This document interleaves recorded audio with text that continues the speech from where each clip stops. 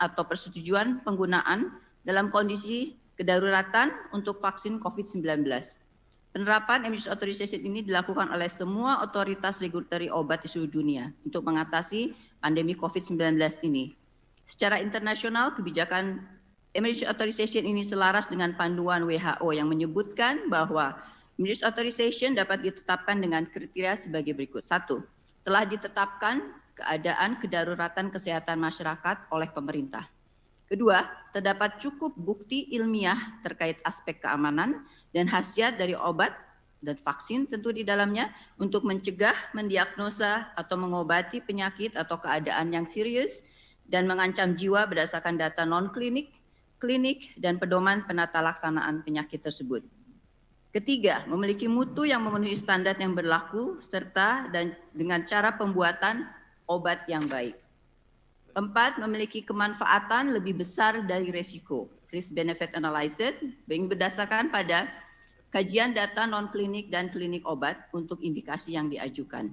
Dan kelima, belum ada alternatif pengobatan atau penata laksanaan yang memadai dan disetujui untuk diagnosa, pencegahan atau pengobatan penyakit penyebab kondisi kedaruratan kesehatan masyarakat.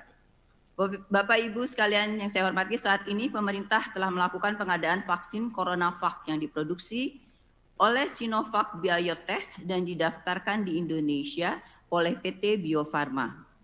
Dalam pengembangan vaksin ini, uji klinik fase 3 dilakukan di beberapa negara termasuk Indonesia, Brazil, dan Turki. Kita patut berbangga karena uji klinik vaksin ini dilakukan di Indonesia, yaitu di Bandung, dengan subjek sebanyak 1.600 orang.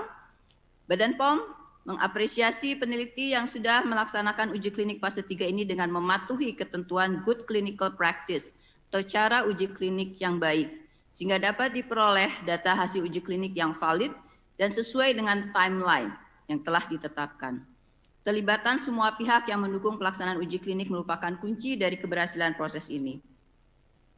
Dalam rangka percepatan proses evaluasi, Badan POM telah menerapkan strategi berupa rolling submission, ya, jadi pendaftaran penerimaan data-data yang bertahap, di mana industri farmasi pendaftar menyampaikan data dukung keamanan, khasiat, dan mutu secara bertahap.